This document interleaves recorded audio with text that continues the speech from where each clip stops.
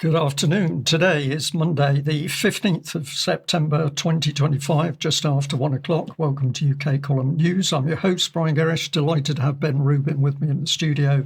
And Diane Rasmussen will also be joining us by live video link. Well, epic events in UK over the weekend, or Saturday, very large protests in London. And let's just have a little look at that on screen. And as we can see from this aerial picture, a very, very large number of people attended the demonstration. Estimates vary. I've had some estimates from people who were there on the spot saying they thought about 800,000. Other people have said million. Tommy Robinson claimed 3 million. I'm going to stick at around that 800 to a million people, but certainly it was a lot of people. And clearly a lot of people felt motivated enough to travel into London in order to see exactly what was going on, and also to meet up with other like-minded people. What's your estimates, Ben? Do you go with the Tommy Robinson 3 million, or do you think that's a bit high? I think it's probably a bit high, and but I think the BBC was saying about 100,000, weren't they? So somewhere between those two. I know someone on the ground who said 1 million, so I think that's probably about right. Well, I think the BBC was about 150,000. Since we're having a discussion about these events, let's bring Diane in. Welcome, Diane. You were watching a lot of this on Saturday, obviously from a distance, but what was your feeling about the numbers? Yeah, I watched the whole thing, I think, starting from around 11:30 in the morning until it went off around 6:30 in the evening. And basically what happened was I watched the first part, which was covered by Steve James, or Edge of the Matrix, who started the live stream. And he was just walking around talking to people as he normally does. He's a friend of the UK column, asking people about their opinions about gender ideology and things not necessarily related to what we thought the protest was for. So it was very interesting just to get a feel from people on the ground. And it seemed as though the people who were there generally that he spoke to were there for the right reasons, or they believed they were there for the right reasons in terms of saving England, saving the country, and speaking out for women's rights and the other issues that we would expect to hear. But it seemed as though the crowds just kept growing and growing. And it was really fun. I looked at several different live streams, both from the air and on the ground, the official stream on Tommy Robinson's X channel, as well as just some other individual streamers. And some of them, it was really difficult to see where it was actually coming from, or who was going, or where they were. I do know one person, a friend of mine, who was there, and she said that she was stuck on the bridge over the river, and there were thousands of people both in front of her and behind her, and they were stuck. They couldn't get anywhere. So it does seem as though it would probably be difficult, I would imagine, to truly get a real estimate on the numbers. Okay, thank you for that. Well, certainly all the reports that I had from people who were present said that overwhelmingly there was a very friendly atmosphere. People were getting on extremely well. The trouble was described to me as some bad boys who were off to one side doing their own thing. But overwhelmingly for the bulk of people there, they were there in a genuine protest, but the mood was very friendly. There was also a great mix of people, black, white, all other colours, religions, people mixing without any problem at all, contrary to the way it was reported. And what about yourself, Ben? Is that the sort of feedback that you had through? Yeah, absolutely. Yeah, it was a real mixed crowd. Absolutely. Okay, so the key question for you, why do you think people were there? Well, I think that the concept of Britishness is being challenged at the moment in a number of different ways. And actually people were very clearly out on the street because they wanted to try and reclaim some of their national identity. But I would say one of the things that really struck me is coming out of it, not quite sure what national identity was being presented to us. That was my overriding sense of it. That's a very good point. Well, if that's your opinion, Ben, and I think a very credible one, let's have a listen to the business secretary, Peter Kyle, who was being interviewed about the demonstration. What worries me most is the divisions in our society and other societies and other democratic societies. There are It's not even the left and the right at the moment. There are communities that are being driven further apart. And there are figures, such as Tommy Robinson, that is able to touch into a sense of disquiet and grievance in the community, in our society. A lot of it goes back to its roots in the financial crisis and the impact that had on communities around the country. And we haven't been able to bring our communities back together again since. So I think these are moments that are klaxon calls to us in public life to redouble our efforts to address the big concerns that people right across our country have, and immigration is a big concern. It's a concern that I and the Prime Minister share very deeply, and we are acting on, and other concerns as well. But we have to do it in a way that can start to bring communities back together again. So you have a demonstration, 800,000 people, 1 million people together, and the minister describes the problem as people being split apart. I find that interesting, but according to him, Ben, the key problem was financial. Well, yes, and I'm sure it was all someone else's fault as well. Nothing to do with Peter Kyle and Keir Starmer. Well, we'll consider that in a minute, but yeah, let's reinforce that point because, of course, other reports in the BBC, such as this one, leader of the Lib Dems saying that, well, all of this trouble with the asylum seekers and the hotels, this is all Farage's fault and the Tories' fault. So this is the cheap political blame game. Meanwhile, the uniparty system that we've got in UK continues to do its own thing. I thought it would be worthwhile to actually just do a little bit of assessment on what the whole point of the rally was. And I found that actually I had to go to ChatGPT in order to see what it said. And the first point it raised is that the primary thing there was opposition to what the organisers and many attendees saw as uncontrolled or illegal immigration, which I think is a pretty accurate report. But what was the source that ChatGPT had to use? Well, surprisingly, it was Al Jazeera. Let's go on to the second one here, because it said that a key topic for people present in London was free speech and national identity. The marchers also framed their rally in terms of free speech, British heritage, national culture, and concerns about being heard. Thought that was quite a poignant point. People think that they are not being taken any notice of at the moment, and I think they're absolutely correct. Where was the source for this particular one? Well, it was here, back to Al Jazeera. So we've got AI at work, and it's so desperate to find out what's happening in 1 million people march in London, it's choosing Al Jazeera. Clearly, that's telling us something about our mainstream media. And if I go on to number 3 here, it's people reacting to the current political climate. And what was the source that our illustrious AI used for that? Well, it was the National newspaper. So I found this very interesting that AI was struggling to find out what the reports were about this massive demonstration in London. And of course, with the BBC labelling it about 150,000 people, I suppose we shouldn't be too surprised. But if we take apart what's really happening and why people are really concerned, we can ask this question: what is the current political climate?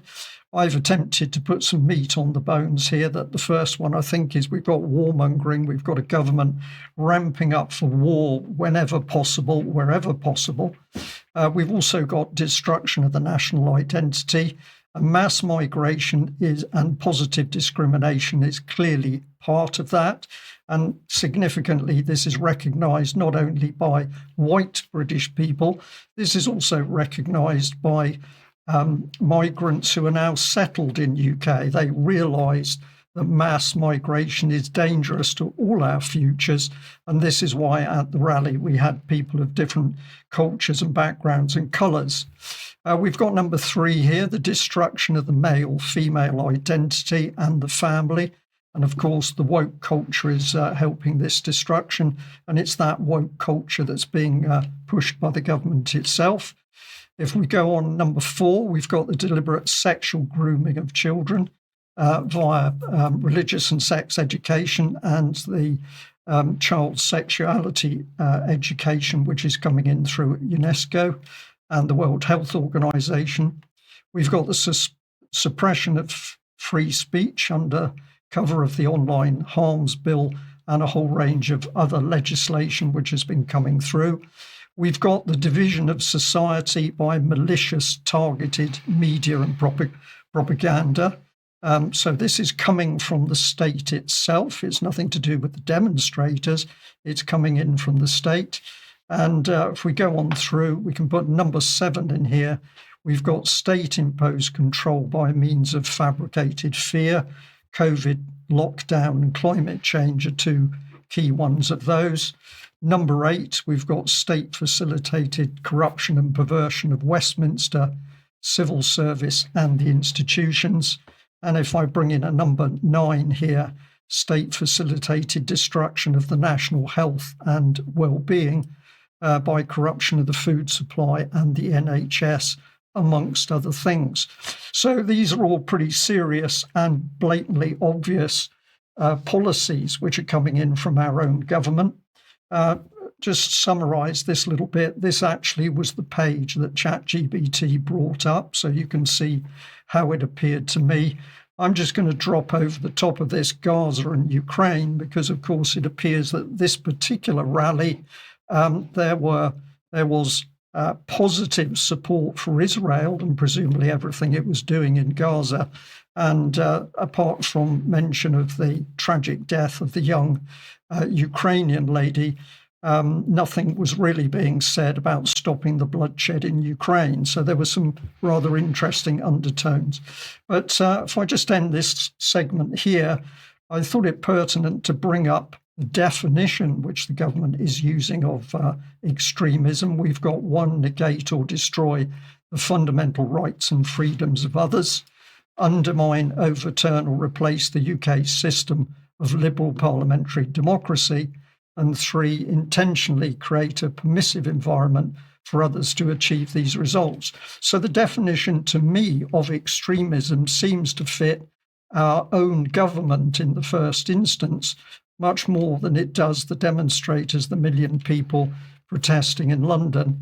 And if I end on this one here from Protect UK, if we have a look at their definition of extreme right-wing terrorism, of course, all of those million people on the streets were being branded as extreme right-wing by British mainstream media, a quite disgusting accusation.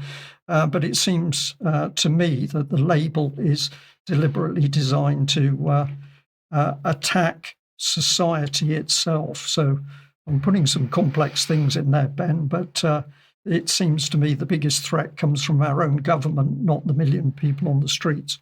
Not all of the million people on the streets, actually. I think this is the issue, right? Is that these things get treated by the commentariat and by politicians as these homogenous lumps of people where everyone believes the same things, and that's just fundamentally not true, actually. So, some people in the chat box pointing out, as we'll get into, actually, that the people behind this, heavy Zionist influence, very political.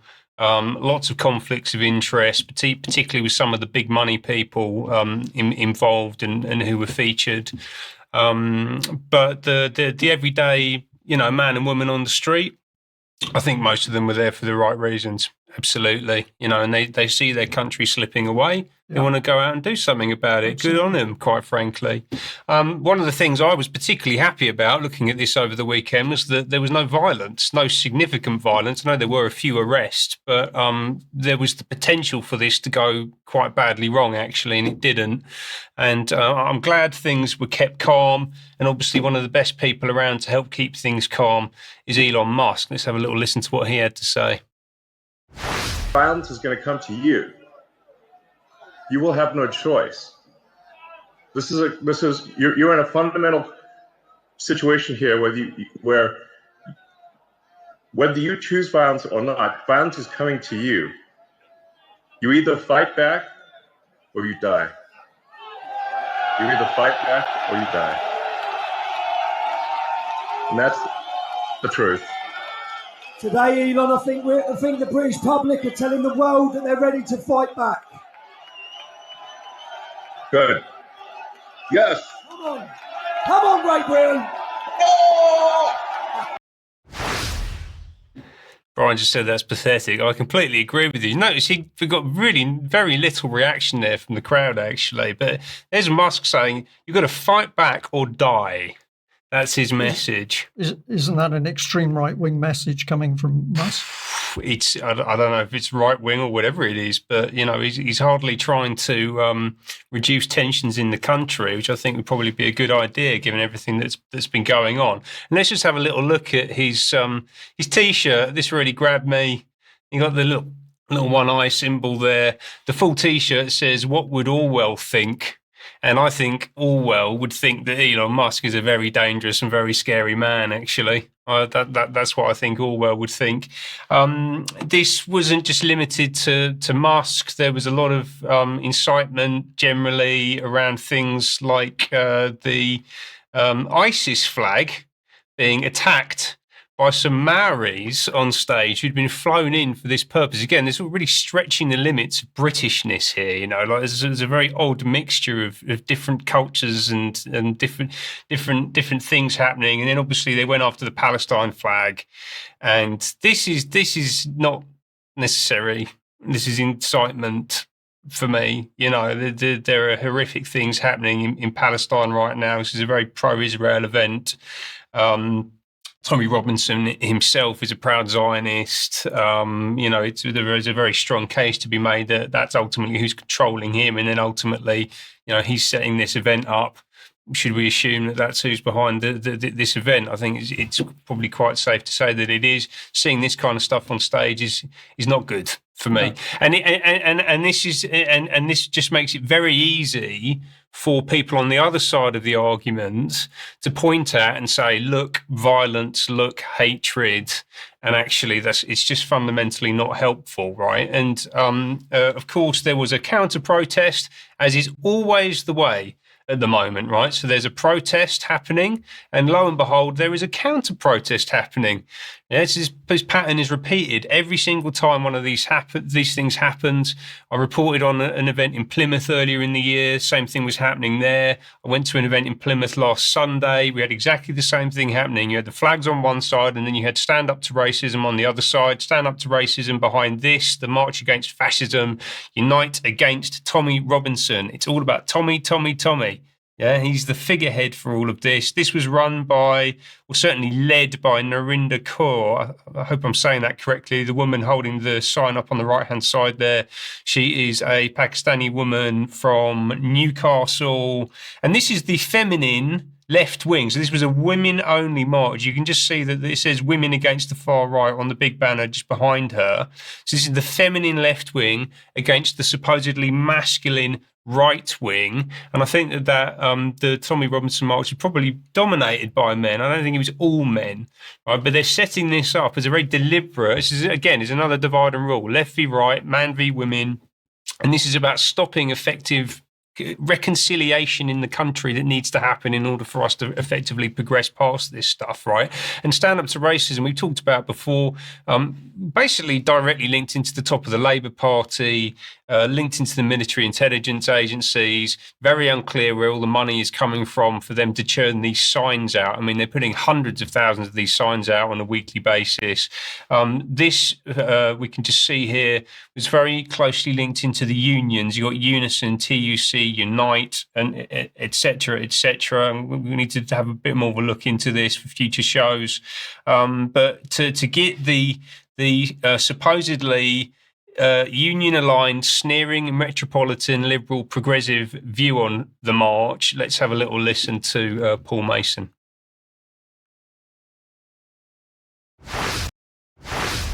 What you're seeing here is probably...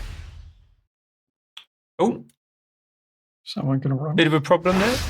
What you're seeing here is probably the biggest far-right demonstration ever held in Britain. And I've been among this crowd, and I think it's obvious that many of the people here are wearing our flag as a badge of their own white identity and as a mark of hatred of our multicultural, multinational society. No, there are more progressive people than this. What this is the radicalised mass base of the Reform Party and the Tories. Most people here would have voted Tory, some might have voted Labour, but this is by and large a plebeian, working class, explicitly racist demonstration, and I'm afraid to say it will very likely descend into violence when it gets to Whitehall. Military intelligence asset Paul Mason talking about the flag as essentially being a symbol of hatred for multi-ethnic Britain. He describes the group as the radicalised mass base of reform and conservative voters, and he even used the word plebeian. He called them plebs. Isn't that amazing?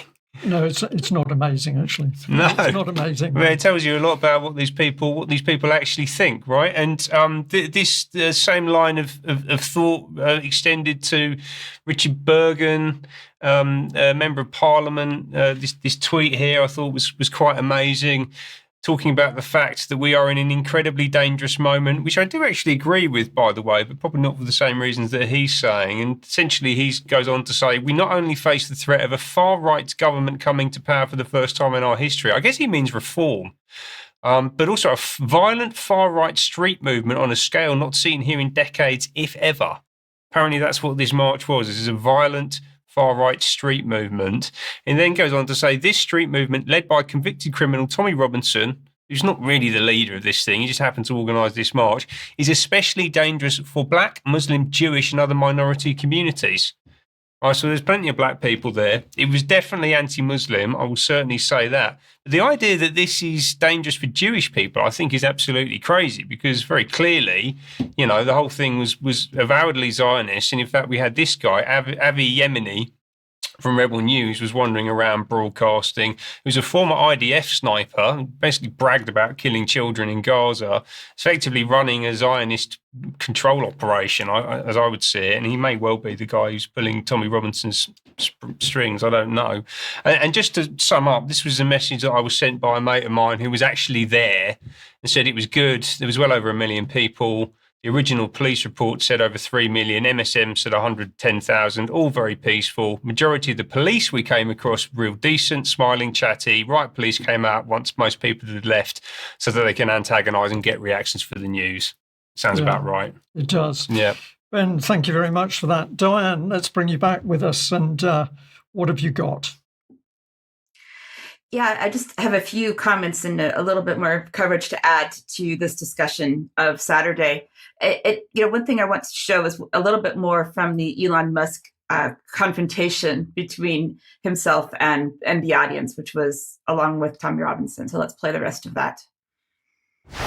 And then you see how much violence there's on the left, with our friend Charlie Kirk getting murdered in cold blood this week, and people on the left celebrating it openly. The left is the party of murder and celebrating murder. I mean, let that sink in for a minute. That's who we're dealing with here. That is who we're dealing with. So that brings up a couple of things for me. First of all, the right versus left, of course, which he repeated several times. And I just want to say, Ben, I see your point about what you were saying about the right versus left in this particular situation. However, I would like to point out that I am not on the left because I am a woman and I want to preserve my own rights as an actual woman, as opposed to some women who put themselves on the left or those who say they are women. And that's a very different situation. So, but the problem, I think, is that when I was seeing some of the sort of counter demonstration going on, the counter protests, where were these women, actual or trans, who were sort of trying to take their own position on the situation, but they were so small in numbers compared to the actual official part of the demonstration. I think it's interesting also to note the timing of this event, with this being on the 13th of September. So we've got just 2 days after the anniversary of 9/11, which is still a very sore spot for lots of people around the world, particularly Americans, of course. We had the Charlie Kirk situation. And I know there's a lot of speculation circulating around the internet at this point around all of the things surrounding whatever happened with Charlie Kirk. But the timing is also, again, very interesting. That was on the eve of 9/11. And we see all the Charlie Kirk messages were weaved throughout the entire day. As I said, I watched all of it. We also see here, there's another photo of him saying, God bless Charlie Kirk, never forgotten. So it's like 9/11, never forget. And this was a man holding this photo of him on the stage behind where Tommy and the other speakers, who again, of course, were, as has been said earlier, Israeli supporters, Zionist supporters, generally speaking, were the ones who were out there. And we also have the death of the Irena Zaruska situation, the Ukrainian refugee who was supposedly stabbed in the North Carolina in recent times.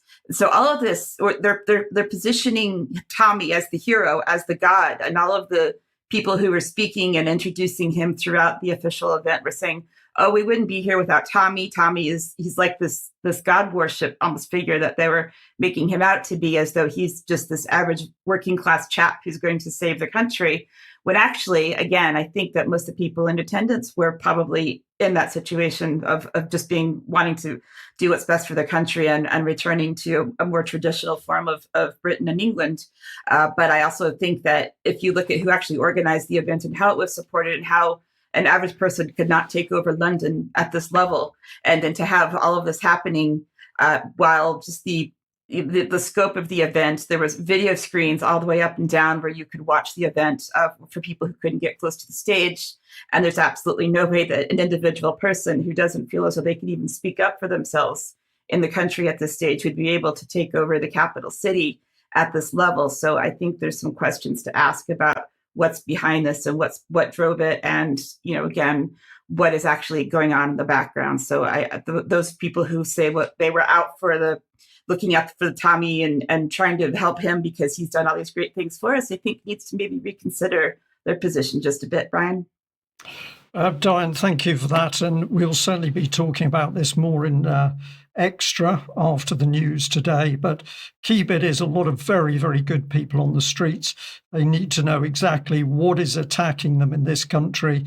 And I think getting information across as everything that's happening through and with the UK's government is the right way to go. But we'll deal with this more in extra time.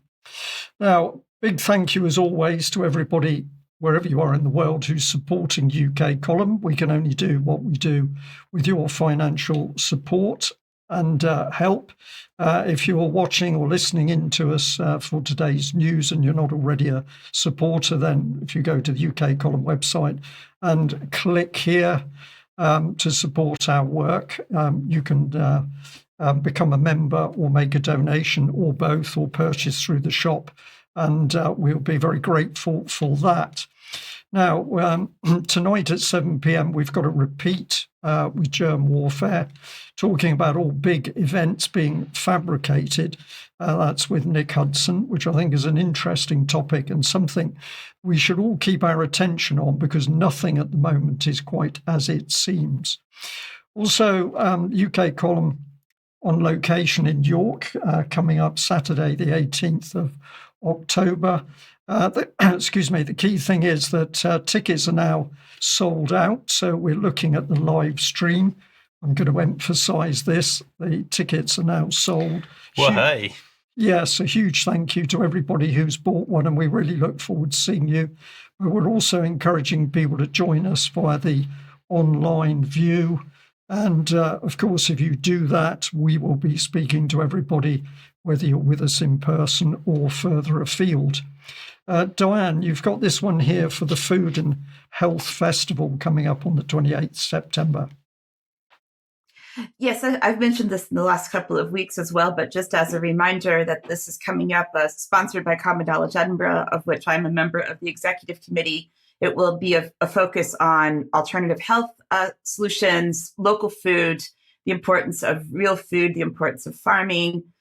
So there'll be some vendors, there'll be some talks throughout the day, including Charles Mellett, who is coming up to join us to speak from his perspective on farming. So I think it'll be a great day. Tickets are free. It's from 10 a.m. to 4 p.m. and the location and the postcode are right there on the flyer. So please join us. Brilliant. Thank you, Diane. Well, Ben, back to you. And the subject is chaos, the undertone of UK. Yes, Chaos Agents. Again, I think I used the same title last week, and I'm going to pull together a few of the threads that I talked about last week. Back to this guy, Sir Paul Marshall, and GB News. And I'm going to link him to Radical Marxism, Common Purpose, good, bit of an old UK column favourite in there. The Fabian Society, the World Economic Forum, Gates Foundation, Omajar, the UN, and actually posed the question once again: is what is GB News actually up to, and how is this guy's interests aligning with all of those organisations that I've just mentioned? Now, I used the same image last week. Where I talked about Marshall's relationship with George Soros, who put money into Marshall's hedge fund and essentially created him as a significant financial force in the UK, while at the same time funding left-wing organisations like Black Lives Matter, the International Rescue Committee, and the fact that these two wings to the beast are creating chaos in our discourse and in our society, and ultimately out on the streets, basically, so that people like Marshall and Soros can profit from this. And I also talked about this organisation, the Black Equity Organisation, which was co-founded by David Lammy. This is about delivering equity, which is beyond equality, and this is about equal outcomes. This is communist. It can only be delivered by a totalitarian state intervening in the social order on a constant basis.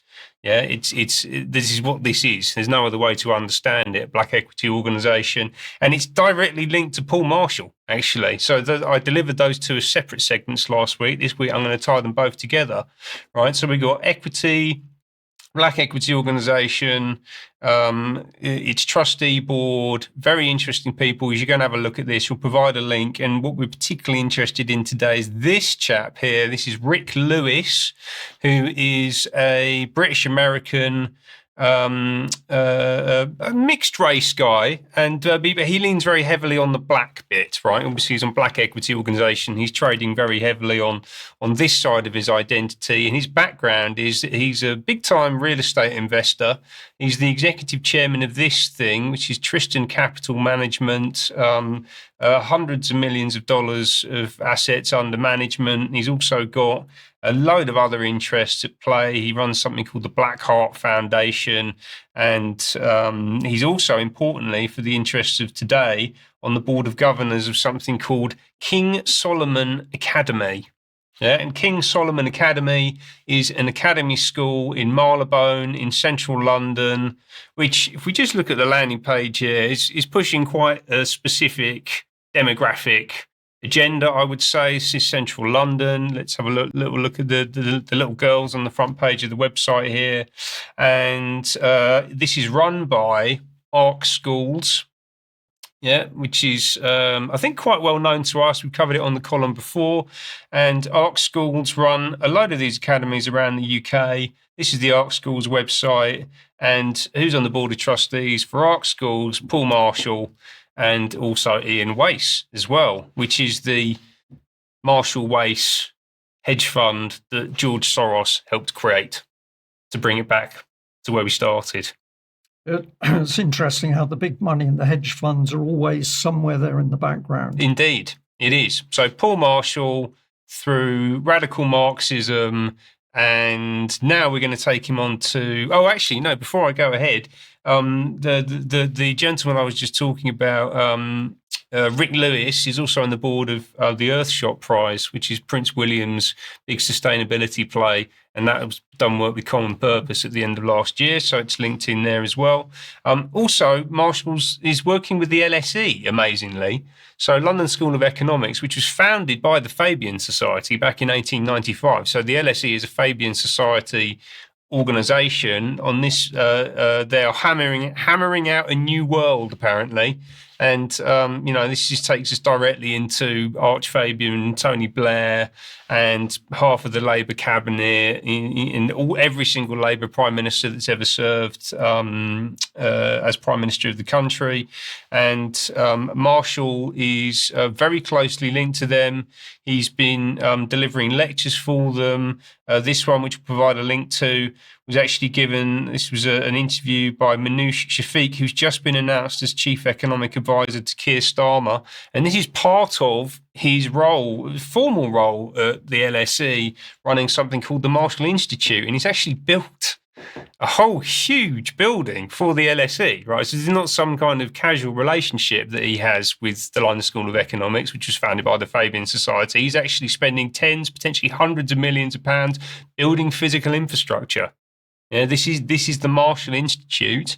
The Marshall Institute is particularly interested in social impact, which is the transformation of society. That's literally what this institute has been set up for.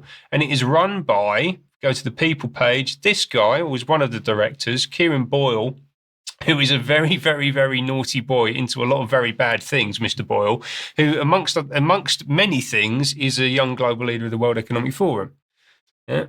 Yeah, this is shadow government. Yes. Effectively, this is the powerhouse running out of sight of most of the public. It's there when you go looking for it, but it's something which needs to be brought to the surface. Yes. If we're going to be able to explain what is causing all this mayhem and chaos in UK. Absolutely. And I would certainly imagine that the vast majority of GB News viewers have no idea and would object quite strenuously to the idea that Paul Marshall is working with Black Equity Organisation and the World Economic Forum, because these are the World Economic Forum in particular. I mean, these are the bad guys, right? And surely if you're a nationalist, GB News, you should be protecting the interests of the country, but actually working behind the scenes and actually hand selecting. I'm sure Paul Marshall was intimately involved in finding and hiring this guy, Kieran Boyle. He knows exactly what he's about. Make that make sense. You can't. Then finally, back to the GB News website. Let's have a look at their investors. Legatum describes itself as a global partnership with a mission at its core.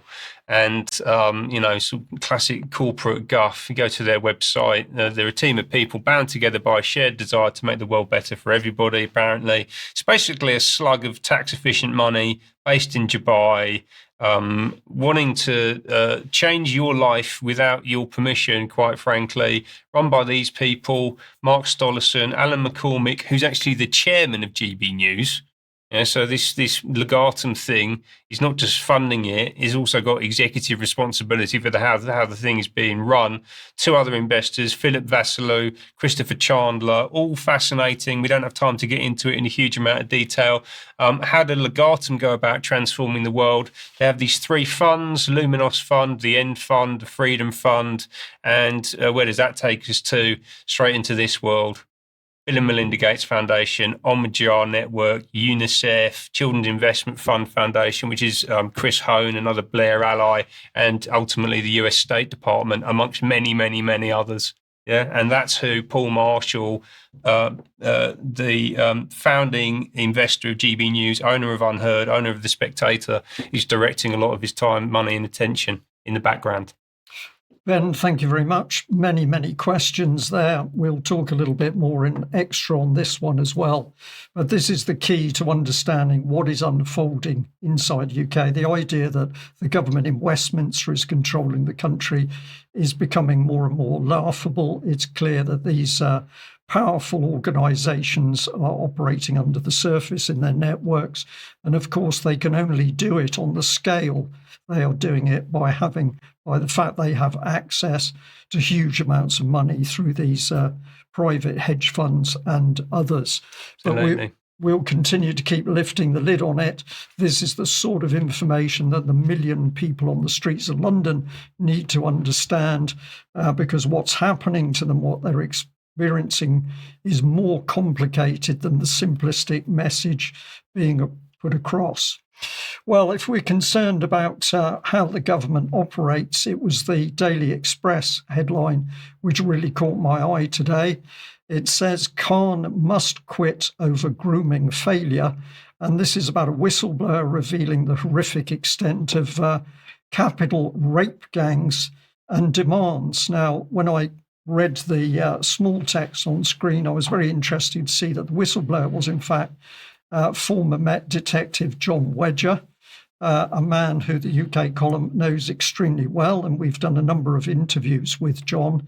Let's just remind ourselves of what he was talking about. Now, remember, this is a former Met policeman who discovered widespread child abuse in London, children being taken out of the protective care system, given drugs, prostituted via various groups. But when he brought a report together to take the lid off what he saw happening, the police turned on him. This is just a brief quote from what John Wedger has had to say back in 2018. What happened from the time that you whistle blew on this really outrageous abuse of children in London? Oh, I mean, like I mentioned in our audio interview, I genuinely thought that as soon as I whistle blew that things would start going in the right direction. I thought I'd get the backing. I mean, as well, I mean, I'm coming forward in respect to some really, really horrendous and serious crimes. Having worked as an investigator for many years and realised the protection that we would afford our victims, our informants and our witnesses of crime, I thought the same would be afforded to me. And it was the total opposite. I was also warned by other police whistleblowers that I was put in contact with, and that's namely Lenny Harper, who exposed the Hope de la Garenne, Maggie Oliver, who was the one who sort of brought forward about the Rochdale child abuse cover-ups, and they both said the same thing: look, they're going to come for you, and they'll come hard, and they did. And the onslaught was just unbelievable. But what was said to me by my sort of OPCU commander at the time, and he turned around and said, you know, you're looking at, you carry on, you're looking at losing your home, your job and your children. And as the years prevailed, you know, the next 3 years that I went through this campaign of bullying against me, there were led by the Metropolitan Police. Yeah, solely led by the Met Police. The words were predictive because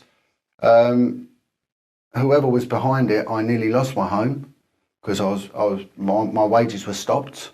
They tried on 3 major occasions. Each time there was 3 offences I was accused of, which was said to me by both Maggie and Lenny, look, they'll serve you what are called gross misconduct, which each one would have caused me to lose my job, and each one would have a dual purpose. That would be an internal investigation also, would be passed to the Crown Prosecution Service. So I nearly lost my job on 9 occasions. And also, if I can elaborate at some point, that there was a campaign, because I was bringing up 4 kids on my own, to sort of undermine my role as a parent. This is quite an extraordinary interview with John Wedger, and the key point here is that when he, as a police officer, tried to expose the institutional abuse of children, which included the local authorities and so-called care homes, it was the police and those institutions which turned on him. So what we see is that the whole structure permitting the abuse of children, whether it's via Asian gangs or not, the structure is the structure of abuse. And this is so important for people to grasp, that the rape gangs that have been made such a big thing of, particularly by Tommy Robinson, are one small subset of a system which can only exist, an abuse system which can only exist by virtue of the fact that the institutional system, including the government, including local authorities, including the police, is itself corrupt. So in the, just hold it up for you, this is the actual paper, double page spread inside on this article. But of course, the Daily Express says, well, it's only Sadiq Khan that's the problem, when the reality in John Wedger's testimony is the whole system, including politicians and Westminster and the local authorities and the police, were all involved in the cover-up of child abuse. Why? Because they are part of that abusive system. Now, let's just remind ourselves that a couple of days ago, I highlighted the fact that Harriet Harman had been called forward to produce a report on sexual harassment and abuse within the legal system amongst barristers. This was the actual BBC report where a lady was complaining that she'd been molested actually by a barrister. And Baroness Harriet Harman KC had been put forward in order to produce a report. Now, we reminded our audience that, of course, Harman could not be considered a safe pair of hands in any way due to her history with support towards the paedophile information exchange. We asked very clearly, was she a safe pair of hands? And we pointed out that the National Council for Civil Liberties, which she was part of, continued to defend having Pi as a member. And as late as September 1983, an NCCL officer was quoted in the Daily Mail saying that the group was campaigning to lower the age of consent to 14. Now, you've just heard an ex-policeman, John Wedger, speak. Let's have a listen to what Bill Maloney, a man who was abused in the so-called care system along with his siblings, had to say to Harriet Harman. Yeah. Well, I'm going to get the other side. Okay. Harriet, right, if I can just give you 1 minute. We're talking about child abuse. We'd just like to talk to you about the cuts and how it's going to affect child abuse. Harriet, you don't want to talk about child abuse. I understand that, Harriet, but you're here to talk to people on the street, and we represent... So Harriet Harman doesn't want to talk to us about child abuse today. She didn't say that. Okay, at the moment she doesn't. She didn't say Well, that's what he said to me. I gave her a chance. Mind your own business. Let's go again. Let's go again. Let's go again. Chop, chop. This way. You've got to get the face. Get the face.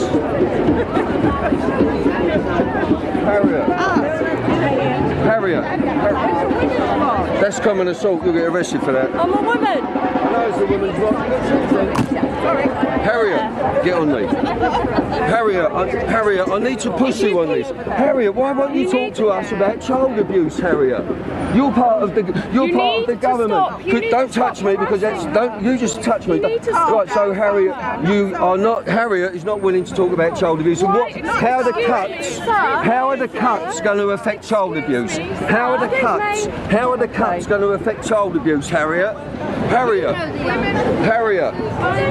how are the cuts? How are the cuts going to affect child abuse, Harriet? I'm very sorry, she's talking to people who've come here for so Harriet's gone to the police officer here, and we do carry a press pass, and Harriet Harman does not today wish to talk to us about child abuse.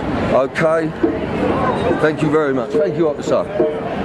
Right. That was Harriet Harman. She didn't want to talk to us about child abuse, and I think I know why. In 1978, when she became a solicitor, she urged the ministers to make it legal for people to be allowed to take sexually explicit images of children, and she wanted that to be made legal as long as the children in the images hadn't been harmed or abused. So that's Harriet Harman. Harriet Harman was in favour of making sexually explicit images of children, and she urged ministers to do that. So maybe that's why Harriet Harman didn't want to talk to us about child abuse. Thank you very much.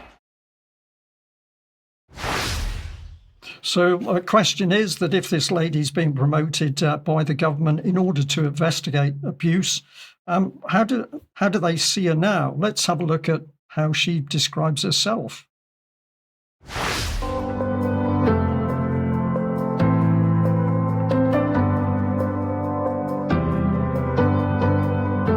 Well, to win a Lifetime Achievement Award in law, it feels like such an honour and a privilege, and even more so to be amongst all these women who've been nominated for and winning awards in every different aspect of the law, especially because it's not so long ago that really there were hardly any women in the law. So these women are all inspiring pioneers.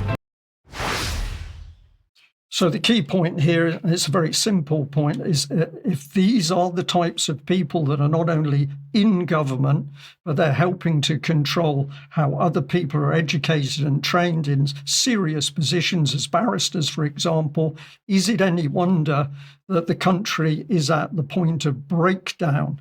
And if we come back to John Wedger there in that expose article, clearly describing that the child trafficking system is run through government itself. We're not talking about an Asian system. We're talking about a system that operates and did operate through a largely white ruling class, both politically and through the wider establishment. We'll discuss this more. Over to you, Ben. Over to Diane, I think. Oh, I beg your pardon, Diane. I've spoken enough. Right. Well, no. Okay. Getting a little bit passionate on that one, and I think it's justified. Absolutely, Diane, it's justified. Yes. Diane, of course, you're on the hot subject of UNESCO and what it's up to in its indoctrination. What's the word? Indoctrination capacity. Something like that. Yes. I mentioned last week that I would do some more investigation into the Digital Education Week that took place in Paris with UNESCO earlier this month. But first, I want to go back to 2023 when this report was published. This is called Guidance for Generative AI in Education and Research. So this was kind of one of the first things that we saw with UNESCO trying to look at how AI would be used in education. So if we look at what it said, and again, these are all very long reports. As is my typical habit, I have read these reports so that nobody else has to. And what this says, for just some quotes from a few of these reports that I'll go through, this says that it is going toward a human-centered approach to the use of generative AI. Quote, the guidance, which is this policy document, which is many, many pages, stresses the need for educational institutions to validate generative AI systems on their ethical and pedagogical appropriateness for education. It calls on the international community to reflect on their long-term implications for knowledge, teaching, learning, and assessment. So this was 2023. These tools, the educational tools, were just starting to come out. So then we come into 2025, where they've obviously been doing a lot of work for the past 2 years. This is the event, again, that I mentioned last week, Digital Learning Week 2025, which was called AI and the Future of Education, Disruptions, Dilemmas, and Directions. So if we just take a little bit from the synopsis of this Digital Learning Week, that is from what I just shared in the slide, it says that this is charting pathways for equitable. So again, there's that word equity, which is not the same as equality, of course, ethical and human-driven AI integration in education, ensuring technology serves as a force for inclusive progress. So there's that word inclusive. Once again, we see these words over and over again as when we look at globalist language around education, which of course ties to Agenda 2030 and the Sustainable Development Goals. So if we go on from there, I want to just talk a little bit about the opening session. So this is an AI generated image of this lady here. Her name is Stefania Giannini. She is the Assistant Director General for Education at UNESCO. When she opened the conference on the 2nd of September, it was live streamed and it's now available on YouTube if you want to watch the whole thing. She starts with this sort of AI image of herself with her voice in the background, and it's sort of opening up and saying AI has become a new actor and it's the future of education, it's disruptive. And then suddenly, by somehow, some sort of miracle, Stefania herself, the actual person, walks out on the stage. So how about that? That was surprising. She makes a joke about how that AI Stefania was really the real Stefania, and she was just the fake one, the real one. So there's our inversion of language once again. And she goes on to give the speech about talking about the use of AI in education. So I just want to read a little bit of what is essentially the transcript from part of this talk. And she says, for example, let's meet a student. Cristiano is a secondary school student in Ghana. His school uses Rory, which is an AI tutor on WhatsApp. And Cristiano can ask questions at any time in his only language, which is a very important, not obvious point. And for the first time, we can say a student has something like a private tutor in his pocket. This is a revolution, really. Now, move to Princeton and meet Professor Bernard. He is a colleague teaching history of science. He actually asked his students to use AI on a test. And the system can analyze arguments, connect different ideas, all the dots through history and society, and also engage in what I would define as a Socratic dialogue interaction with the students. He described this experience, quoting his words, exhilarating, terrifying, even sublime. So she goes on to give these examples and talks about how AI is this major disruptor in education and what it's going to do. And so it raises a lot of questions, which I will continue to investigate. The obvious one, first of all, for me, is what are teachers for? What is the point of the teacher if AI is going to be in the student's pocket, or professors are asking students to use AI to actually do their exams? Well, there's a couple of ideas about this. One is that, and I experienced this myself before I left the education sector, is that the idea is that AI is apparently going to take over the easy stuff. So teachers teaching facts, for example, is going to be taken over by AI to allow teachers to do, and this is actually in some of the policy documents that I've got coming up next. If we look at these next very long policy documents that were published just this year, AI and the Future of Education, Disruptions, Dilemmas, and Directions. So this is a very long book with several chapters written by different people. What does this say in it? It says, well, for example, shaping the use of AI in education through collective dialogue. So in the introduction, it says that it explores the philosophical, ethical, and pedagogical dilemmas posed by disruptive influence of AI in education, bringing together insights from global thinkers, leaders, and change makers. The collection challenges assumptions, surfaces frictions, provokes contestation, and sparks audacious new visions for equitable, there's that word again, equitable, human-machine co-creation. So now we're starting to see humans and machines working together. This is not a teacher and a student. This is not students working together. This is machine and people working together for equitable co-creation, creating together with machines. So what does that sound like? Does that sound like transhumanism potentially? We can leave it there with that topic. But what it does say is that teachers are going to be used for human development, relating to students. This involves, of course, the topic of social emotional learning, which needs to be a few other segments I think I will need to do in the future. But essentially, social emotional learning is one of the things that we are fighting against in curriculums across the West, which involves these 5 main points: self-awareness, self-management, social awareness, relationship skills, and responsible decision-making. So now teachers are taking over the things that really parents should probably be doing and not necessarily being left up to the schools. They also put one other document that they produced for the result of this conference or before this conference is called AI in Education, Protecting the Rights of Learners. This says that they are safeguarding the right to education in the digital era. Quote, "The rapid digitalization of education, accelerated by the COVID-19 pandemic," so there's that again, "and the development of generative artificial intelligence is reshaping education and learning. These advancements also come with challenges, including the risks of exacerbating existing inequalities, privacy and safety concerns, and emerging issues relating to ethics, governance, and," there's that word again, "equity. This report emphasizes that all efforts must prioritize a human-centered and rights-based use of digital technology to benefit all learners."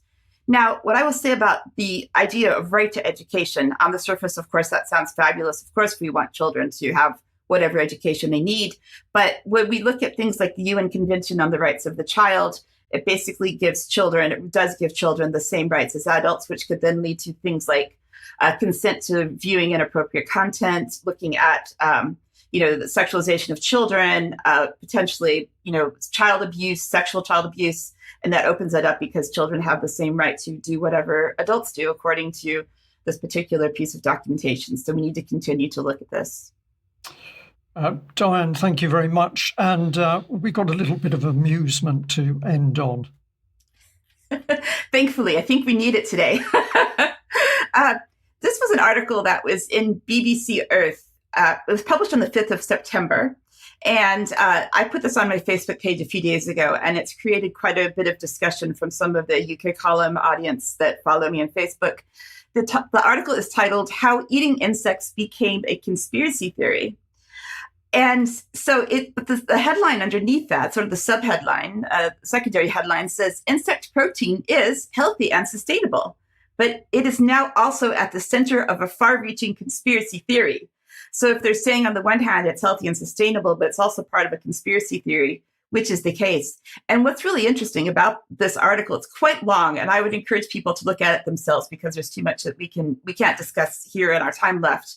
But it does talk about the World Economic Forum and the Great Reset, which they claim in the article was an effort to reduce global inequality and advance environmental initiatives during the COVID-19 pandemic. So whatever they were doing while we were locked up in our houses. But to conspiracy theorists, they say it was proof that they were trying to use the pandemic as a way to reorganize society, according to the ADL's Center on Extremism. And it goes on to say that the WF did, in fact, publish an article saying that insects are more sustainable than meat, both in terms of tackling climate change and food insecurity. And it goes on to explain from Professor Stephen Lewandowski from the University of Bristol how to fight conspiracy theories. And I've read a lot by him. He's a professor of cognitive science. And what he said was the advice to people is that you have to keep pushing your family. So he said, quote, "You're not going to be successful if you say, 'Uncle Bruce, you're crazy. Don't believe this utter nonsense.' But instead, you can ask, 'What function do your beliefs serve? And why are you believing this?'" And he says it's not the kind of thing that you can do over a single dinner conversation, apparently. So I think some people might have some work out for them if they have an Uncle Bruce who is a conspiracy theorist. So there's some tips for you. Okay. Diane, thank you very much for that. We're going to leave our viewers today with a lovely image which you took, countryside into the far, far distance. Just a quick description, Diane. Yeah, this is Hartside Pass, sort of up here in the north of England. I didn't take this photo, but I took one very similar to it. But the weather was terrible when I was up there yesterday. But it's up over 1,900 feet. You can see the Lake District. You can see the Solway Firth. You can maybe see south of Scotland. And it's very high and very beautiful. And yesterday was very cold and windy. But I just want to say a reminder to our viewers to get out there and enjoy nature. And just remember that the world is out there for you to explore and enjoy, and not to get yourself too caught up into all of this, because it's best for all of us if we have a little bit of a break now and then.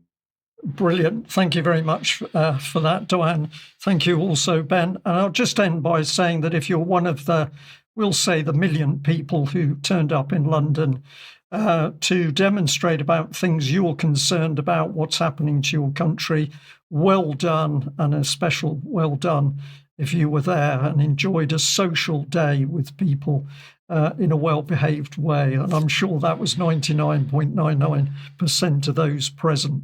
So we'll end on that positive note. For members of UK Column, we'll be back for UK Column Extra in a few moments.